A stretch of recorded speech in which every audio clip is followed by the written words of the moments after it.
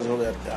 আমরা এই নির্বাচন কমিশন ইন্ডিপেন্ডেন্ট মানি এই নয় যে ইচ্ছা মতো যা ইচ্ছা তা করতে পারবে, সেটা তো আমরা মনে করি না। আমরা স্বাধীন, বাউন্ডারি হচ্ছে আইন এবং শাসনতন্ত্র। বার্তাও একটাই, একটা সুষ্ঠু সুন্দর গ্রহণযোগ্য নির্বাচন দেওয়ার জন্য প্রস্তুত হন।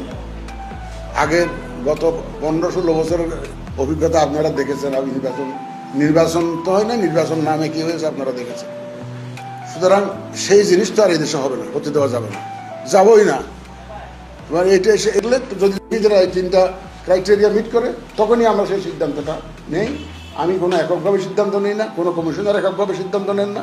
আমরা এখন যৌথ কোনো বললাম তো 24শে নভেম্বর থেকে গত বছরের আজ পর্যন্ত কোনো সিদ্ধান্ত আমরা এককভাবে নেই নাই। ইভেন মেজরিটি ডিসিশন ভিত্তিতে ওপেনের ভিত্তিতে নিয়ে নেই।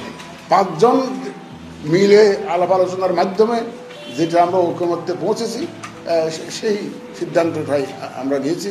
যাই হোক, ইনশাল্লাহ আমরা যে ওয়াদা জাতির কাছে দিয়েছি, আপনাদের সবার সহযোগিতায় আমাদের কর্মকর্তা কর্মচারীবৃন্দ এবং আমাদের যে মিডিয়ার